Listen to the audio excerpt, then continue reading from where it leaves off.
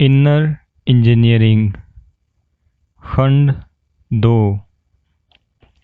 शरीर धरती का एक छोटा रूप। योग के अनुसार आपके भौतिक शरीर को अन्नमय कोश यानी भोजन शरीर कहते हैं। यह बस उस पोषण का ढेर है जो आप पचाते हैं। आप जो भोजन खाते हैं वह बस धरती ही तो है।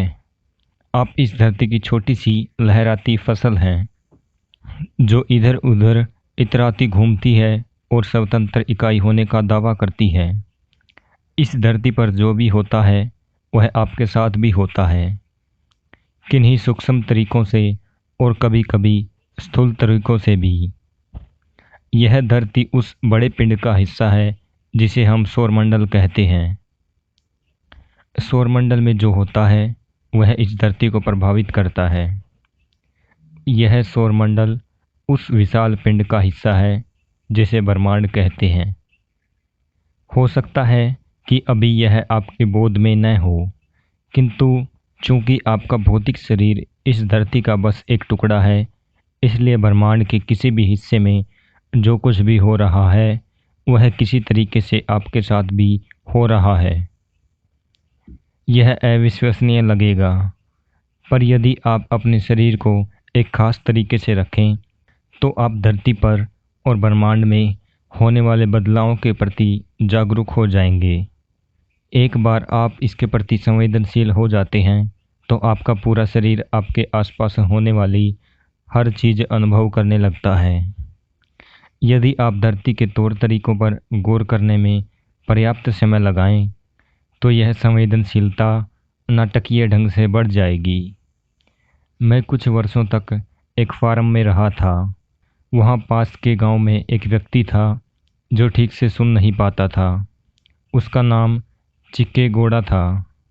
चूँकि वह न के बराबर सुन पाता था, वह लोगों की बातों का जवाब नहीं दे पाता था। ऐसे में गांव वाले उसे मूर्ख समझते थे और उसे अनदेखा करते तथा उसका मजाक उड़ाते थे। मैंने उसे अपने फार्म पर नौकरी दे दी। वह एक अच्छा साथी था, क्योंकि मेरी बात करने की रुचि नहीं थी और वह सुन नहीं पाता था तो बात भी नहीं करता था, तो कोई समस्या नहीं थी। वह ट्रैक्टर के ज़माने से पहले की बात थी। तब बैलों से खेत जोते जाते थे। एक दिन अचानक सुबह 4 बजे मैंने उसे खेत जोतने की तैयारी करते देखा। मैंने उससे पूछा, क्या कर रहे हो? उसने कहा, स्वामी, मैं जुताई के लिए तैयार कर रहा हूँ। मैंने कहा, तुम जुताई कैसे करोगे? बारिश तो हो नहीं रही। उसने कहा, आज बारिश होगी। मैंने ऊपर की तरफ देखा, आसमान साफ था। मैंने कहा, क्या बकवास है, कहाँ है बारिश? उसने कहा, नहीं स्वामी, आज बारिश होगी। और उस दिन बारिश हुई। फिर मैं कई रात और कई दिन तक बैठा सोचता रहा। उस व्यक्ति ने जो महसूस किया वह मैं क्यों नहीं महसूस कर सका। मैं हाथ को अलग अलग दिशाओं में घुमाकर नमी और तापमान का अंदाज़ा लगाने की कोशिश करने लगा। आसमान को पढ़ने का प्रयास करने लगा। मैंने मौसम संबंधी हर तरह की किताबें पढ़ी, लेकिन मेरी समझ में कुछ भी नहीं आया। और फिर अपने ही शरीर पर और मेरे आसपास जो कुछ था उस पर बारीकी से गौर किया। फिर मुझे सबसे बुनियादी गलती समझ में आई जो हम में से अधिकतर लोग करते हैं। जिन तत्वों से हमारा शरीर निर्माण हुआ है, जैसे धरती, जल, वायु और भोजन, हम इन्हें जीवन की प्रक्रिया का अभिन्न अंग मानने के बजाय वस्तुओं के रूप में देखते हैं। लगभग 18 महीने के प्रयास के बाद यह बात मेरी समझ में आ गई। और अब यदि मैं कहता हूँ कि बारिश होने वाली है तो सच निकलने की संभावना 95% होती है। यह कोई ज्योतिष या जादू नहीं है, बल्कि यह अनुमान मानव प्रणाली के, धरती के, उस हवा के जिससे आप सांस में भरते हैं और उस सब के जो आपके आसपास है, गहराई से किए गए सूक्ष्म अवलोकन के आधार पर संभव होता है। अगर आज बारिश होने वाली है तो आपके शरीर में ज़रूर कुछ बदलाव होंगे। शहरों में रहने वाले अधिकतर लोग इसका अनुभव नहीं कर पाते, लेकिन दुनिया में हर जगह गांव में रहने वाले कई लोग अनायास ही इसे महसूस कर लेते हैं। अधिकतर कीड़े, पक्षी और जानवर इसे महसूस कर सकते हैं। पेड़ पौधों को ज़रूर पता चल जाता है। सौरमंडल के इन छोटे बदलावों को पहचानकर प्राचीन लोगों ने उनका इस्तेमाल केवल अपनी खुशहाली के लिए ही नहीं किया, बल्कि आध्यात्मिक विकास के लिए भी किया। धरती की चुंबकीय भूमध्य रेखा भारत से होकर गुजरती है। कुछ हजार वर्ष पूर्व योगियों ने चुंबकीय भूमध्य रेखा का ठीक ठाक पता लगाया और अति विशिष्ट कारणों से उस क्षेत्र में कई मंदिरों का निर्माण किया। उनमें से सबसे प्रसिद्ध दक्षिण भारतीय मंदिर चिदम्बरम में है, जिसे चरम आध्यात्मिक एकत्व चाहने वाले लोगों के लिए बनाया गया था। जब इसका निर्माण हुआ था तब यह चुंबकीय भूमध्य रेखा पर था।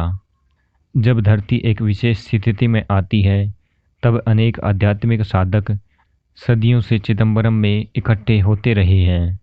इस मंदिर में एक पवित्र स्थल को पतंजलि ने प्रतिष्ठित किया था, जिसे शून्य कहा गया। इसका शाब्दिक अर्थ है खालीपन या कुछ नहीं। यह केवल प्रतीक नहीं है। चुंबकीय भूमध्य रेखा पर उत्तर या दक्षिण की ओर कोई आकर्षण नहीं होता।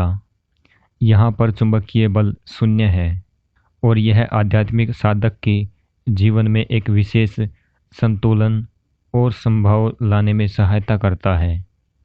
यह संभाव व्यक्ति को भौतिक दुनिया की सीमाओं से मुक्त करने का शक्तिशाली साधन हो सकता है। इस कारण यह क्षेत्र साधकों के लिए एक आदर्श भौगोलिक स्थान बन गया है। चिदम्बरम के बारे में एक और महत्वपूर्ण बात यह है कि यह 11 डिग्री अक्षांश पर स्थित है। इसे जब बनाया गया था तब चुंबकीय भूमध्य रेखा इस स्थान पर इस अक्षांश से गुजरती थी। यह एक दुर्लभ और महत्वपूर्ण घटना थी। इस स्थान का महत्व क्या है? इस अक्षांश पर धरती का झुकाव अपकेंद्रीय बल को लगभग सीधा लंबवत दिशा में ढेल देता है। इस कारण से मानव शरीर में ऊर्जा को ऊपर की ओर उठने में सहायता मिलती है। इसका मतलब है कि मनुष्य की ऊर्जा के ऊपर उठने में जो आध्यात्मिक यात्रा का लक्ष्य है, वास्तव में प्रकृति सहायता कर रही है। चूंकि यह बात साधकों के लिए बहुत प्रोत्साहन देने वाली थी, इसलिए इस पूरे क्षेत्र को पवित्र माना गया है। जिस प्रकार की आध्यात्मिक प्रणाली ऊपर बताई गई है, वह मनुष्य के आध्यात्मिक प्रयासों को सहारा देने के लिए एक प्राकृतिक घटना का इस्तेमाल करती है। ध्यान या आंतरिक यात्रा की एक और प्रणाली है, जो सृष्टि में होने वाले बदलाव को पूरी तरह से अनदेखा करती है और केवल आंतरिक यात्रा पर जोर देती है। इन दो मौलिक तरीकों की सहायता से आध्यात्मिक यात्रा की जा सकती है। आप या तो प्रकृति द्वारा प्रदान की गई सहायता को लेकर धीरे धीरे चरण दर चरण आगे बढ़ सकते हैं, या फिर सारे चरणों को अनदेखा कर एक आंतरिक उछाल लगा सकते हैं। पहली प्रक्रिया में सहभागिता अनिवार्य है, जबकि दूसरी प्रक्रिया में जीवन की बाहरी स्थितियों से खुद को अलग कर लेना आवश्यक है। प्रत्येक मनुष्य अपने स्वभाव के अनुसार मार्ग चुनने का स्वतंत्र है। हम जिस युग में जी रहे हैं, उसमें दोनों के बीच संतुलन रखना उत्तम होगा। साधना। धरती के संपर्क में आते ही शरीर उसके प्रति प्रतिक्रिया करता है। यही कारण है कि भारत में आध्यात्मिक लोग नंगे पैर चलते थे और सदैव धरती पर इस मुद्रा में बैठते थे, जिससे धरती के साथ उनका सर्वाधिक संपर्क कायम रहे। इस प्रकार शरीर को अनुभव के स्तर पर याद दिलाया जाता है कि वह धरती का ही एक अंश है। शरीर को कभी भूलने नहीं दिया जाता कि उसका स्रोत क्या है। यदि हम उसे भूलने देते हैं तो वह अक्सर विचित्र मांगे करने लगता है। जब उसे लगातार याद दिलाया जाता है तो वह अपनी स्थिति समझ जाता है। शरीर का धरती के साथ यह संपर्क उसके भौतिक स्रोत के साथ एक महत्वपूर्ण पुनर्मिलन है। यह शरीर की स्थिरता कायम करता है और मनुष्य की कायाकल्प की क्षमता बहुत अधिक बढ़ा देता है।